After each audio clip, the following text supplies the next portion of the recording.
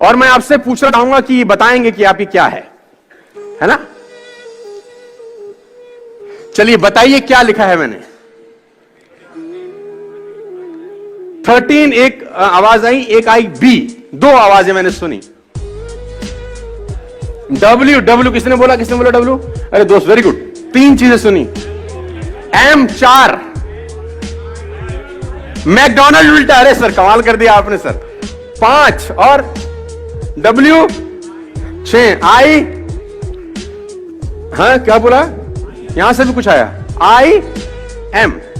तो करीब करीब 8-9 परमुटेशन कॉम्बिनेशन निकल के आ रहे हैं। क्लियर किसी को नहीं हो रहा कि ये मामला क्या है ना? डबल वी भी बोला, देखो नई चीज निकल के आई, ये मैंने भी सुनी आज। ये तो समझ नहीं आ रहा कि ये क्या है। जो दूसरी हैबिट आपको दोस्त डेवलप करनी है यहां पे, वो मैं आपके सामने लेके आ रहा हूं as a entrepreneur, as a human being also. मतलब मैं सिर्फ यहां पर आपको धंधा सिखाने का नहीं आया, क्योंकि मेरे हिसाब से धंधा अलग होता है। मेरे हिसाब से धंधा सिर्फ पैसे कमाने के लिए नहीं होता, मेरे हिसाब से धंधा होता है बेहतर इंसान बनने के लिए।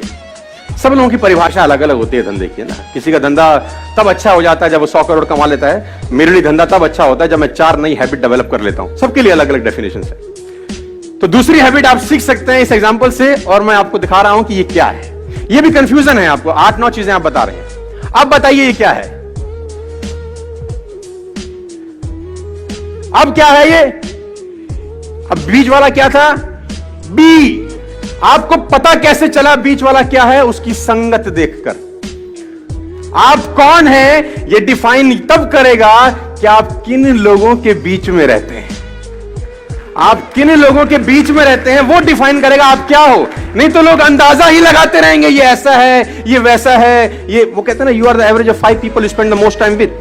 आप उन 5 लोगों का एवरेज होते हैं जिनके साथ आप जीवन बिताते हैं। दोस्तों मैं आपको बताना चाहूंगा, फ्रॉम द लास्ट 15-16 ईयर जो भी मैंने अचीवमेंट अपनी लाइफ में छोटा मोटा किया है, from a scooter to S class Mercedes, मैं इसलिए बता रहा हूं क्योंकि ये एक ऐसी हैबिट है जो अगर आप डेवलप कर सके, और वो है अच्छी संगत की हैबिट। देखो आप कुछ भी कंट्रोल कर सकते हो, लेकिन थॉट्स कंट्रोल करना बड़ा इंपॉसिबल काम होता है यार। कौन आदमी आपके कान में आके क्या बोल देगा, उससे आप कितना बर्बाद हो सकते हो, इसकी कल्पना आप कभी नहीं कर पाओगे। खाने में इलाज का जहर, खाने में अगर कोई जहर मिला दे ना, उसका इलाज होता है, लेकिन कान में कोई जहर मिला दे दोस्त, उसका इलाज कभी नहीं हो सकता।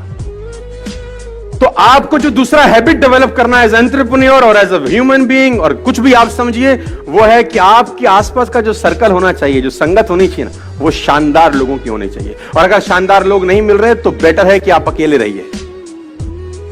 और ये एक ऐसी क्वालिटी है, अगर आप डेवलप कर सके तो आपको कहीं से कहीं तक पहुंचा सकती है।